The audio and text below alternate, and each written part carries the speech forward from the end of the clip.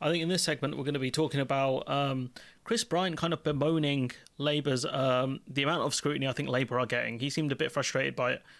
Curtis, who was on earlier, suggesting that while support for Labour might be broad, it is also quite shallow, and that were you to win the election, there would be difficulty in keeping that support together when you've got very, very difficult decisions to make. Do you think... I think he's kind of talking about post-election, maybe the one after the next one.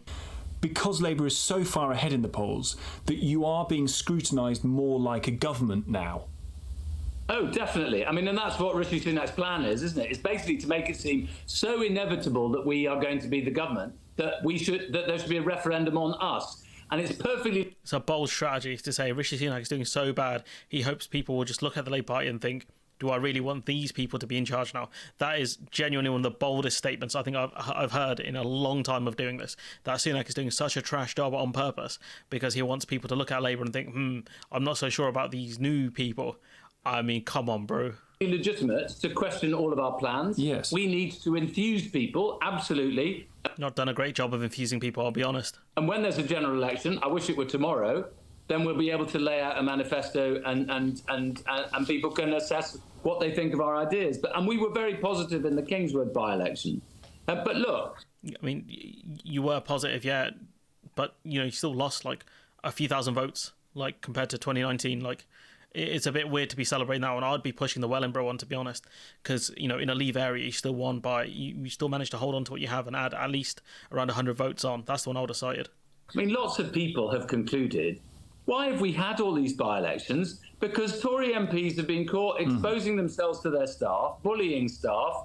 In Kingswood, the guy ran off because he simply couldn't bear voting Conservative anymore. That's a burn, to be fair. Yeah, that is on Green policies. Conservative MP couldn't. And there is a sense that the Tories have sort of given up, but that doesn't mean that we will necessarily win. And what I would say to John Curtis is he's a commentator. He's not a player on the field. Sure. And so I'm very focused on trying to win every vote and on trying to make sure that if we do get into government, we will be a good government that actually had things to do that are worth doing. Well, quite. I mean, it's a bit weird when you've dropped your policies and now you're taking a bit of a dig at John Curtis, who, yes, is a political commentator, but he uses numbers and statistics to back up his arguments, whereas you're just mad that your plans are in doubt. On those things to do, we've seen that 28 billion figure go. Can you commit that Labour, when in power, would, as it says it would, end 0-hour contracts and make working from home a right? Yes. You will do both of those things. Those aren't going to change, Chris Bryant. That is our policy. And look, I mean, it's a perfectly legitimate question to ask following on from the 28 billion. I think we made the right decision.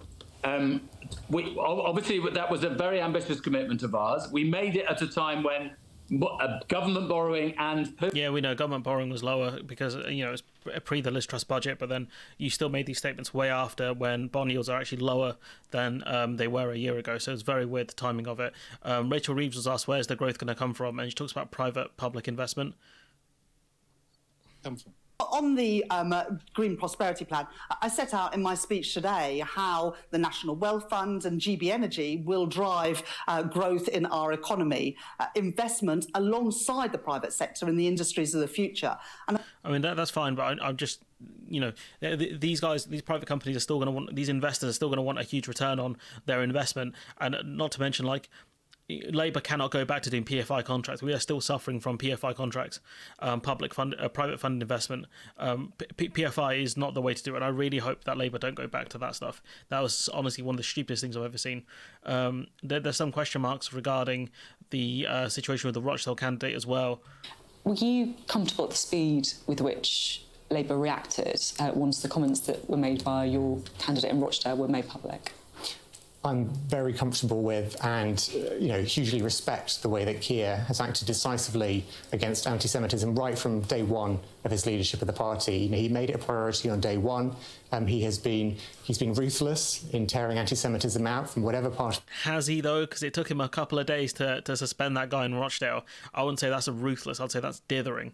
The party it comes from. And in this latest episode, he's taken a step which I think everyone would recognise as it's a really huge step to take during... Classic debate technique everyone would recognise. A by-election, pretty unprecedented, I think, to say that we withdraw support for the person who was the Labour candidate. Probably because you didn't vet him properly. That might have been the problem. You pick someone from your team instead of doing maybe the proper due diligence and seeing what his beliefs are.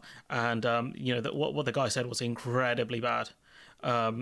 Incredibly bad.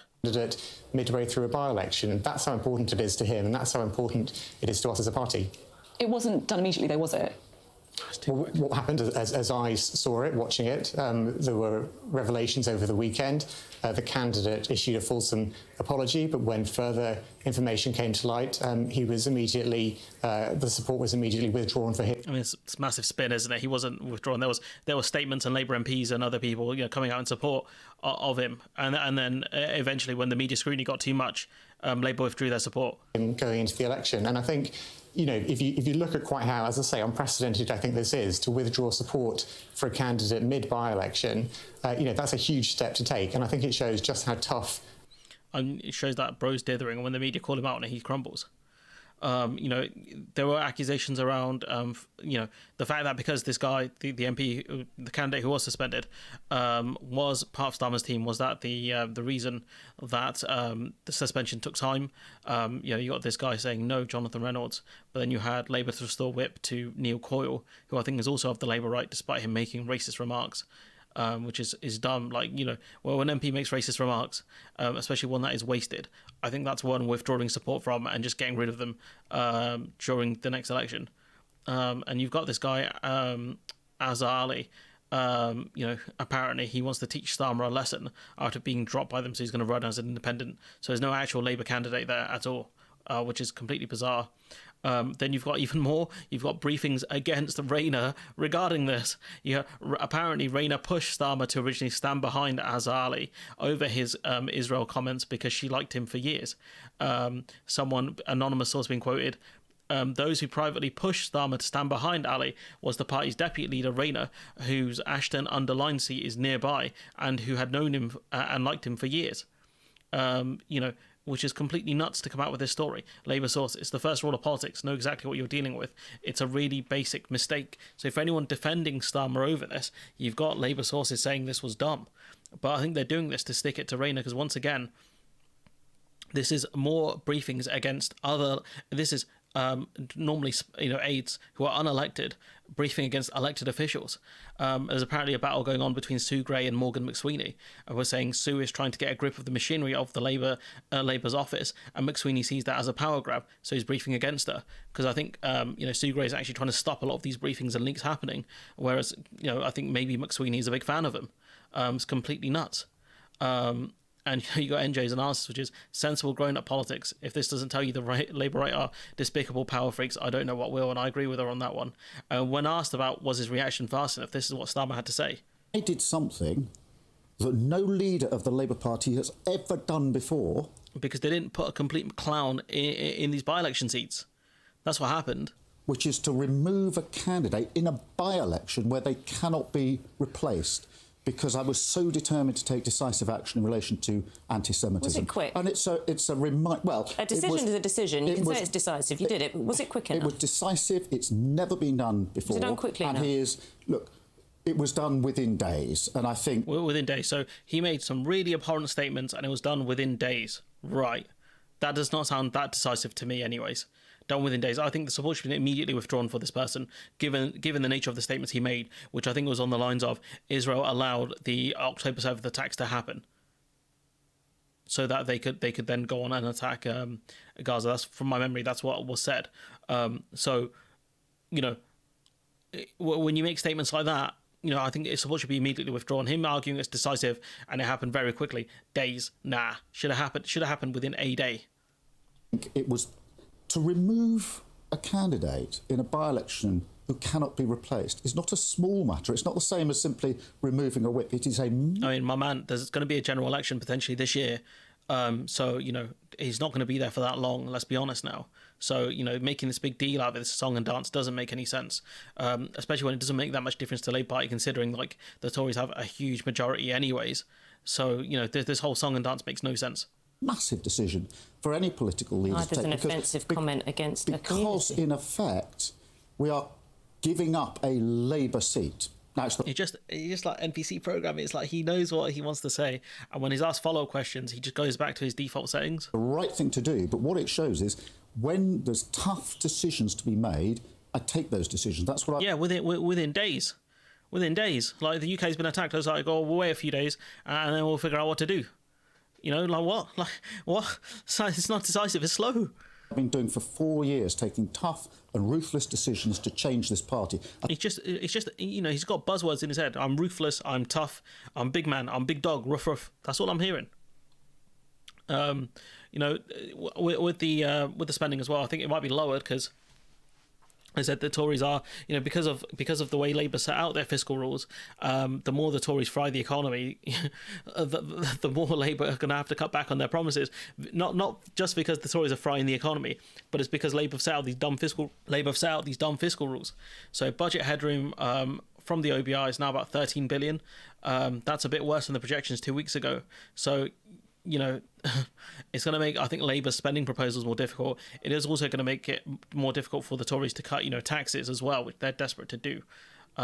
The newsagents are asking the question, you know, if this election is about to reverse economic decline, will one party stand up and give us some ideas? The UK has slipped into recession despite Sunak's promise to grow the economy. What is either party offering? And to be fair, they're not offering much because they're still, like, what Labour have said their fiscal rules are I think around the same as what Jeremy Hunt's fiscal rule is.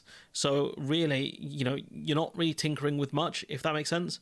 If the plan is to reduce debt by our debt to GDP ratio, it's going to be very difficult to do that when you set a 5-year limit, because it means all your plans have to really do well within a couple of years, really the year before the election, in order for you to say you fulfilled your promise. It doesn't really work. Like, these are dumb economic policies, and the economic expert that works at Channel 4 said, like, economic policy, instead of, you know, it is following the economic rules. She put it a lot more eloquently than I did. She's a lot smarter than me, obviously. But point being is, like, the UK is in a doom loop, partially because we set this fiscal rule and then everything has to follow that fiscal rule. But because the fiscal rule is dumb, which is debt has to fall as a proportion of GDP over 5 years, because that policy is dumb, what it means is that we don't get much done in the 5 years, and we don't actually lead to longer term growth. That's one of the fundamental problems that we have in this country, and I think Labour are just going to exacerbate it more. But anyways, I'm going to leave it there. Let me know what you think in the comments below. Like, comment, share, subscribe, support the channel on Patreon if you can, and hopefully I'll see you in the next one.